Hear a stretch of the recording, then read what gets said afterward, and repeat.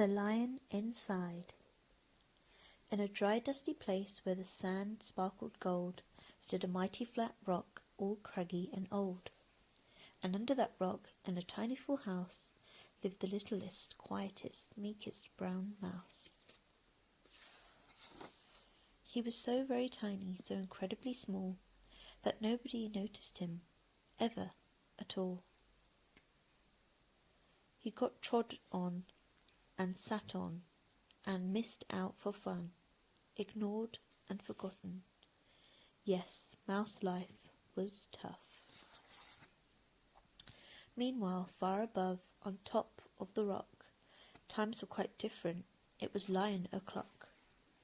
This huge, toothsome creature made sure everyone saw how important he was by how loud he could roar. He was head of the pack. He was shouty and tough. He loved showing the crowd he was made of strong stuff. Yes, all were impressed by this mighty king cat. If only, he thought the mouse, I could be more like that. Then late one dark night in his Minnie Mouse bed, the cleverest thought popped into his head. He jumped from the covers and held up a paw. I've got it, he said. What I need is a roar.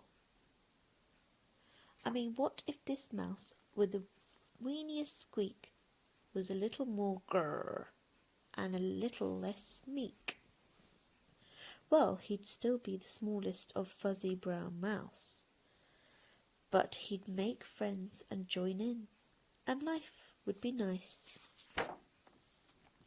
Yes, thought the mouse, I must find out how. I will learn how to roar, and I will learn it now. But, gulp, oh my gosh, there was only one beast who could teach him this thing, but might make him a feast. It was time to be strong, take a chance. After all, forever was such a long time to feel small. So he made himself brave, and he thought like a winner. He set off for the top, hoping not to be dinner. It felt like the scariest thing he could do, but if you want things to change, you first have to change you. The further he climbed, the closer he got to the slumbering lion reclining on top. Then at last, as he stood on his tippity toes, he found himself suddenly nose to nose. Gulp, pardon me. Wake up, Mr. Lion. You've got company. Squeak, Mr. Lion.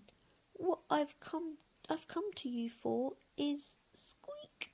Do you think you could teach me your roar? A silence befell that twinkling plain. Lion opened his eyes and puffed out his mane. Time slowed right down, why it felt like a week. Then he opened his mouth and let out an eek.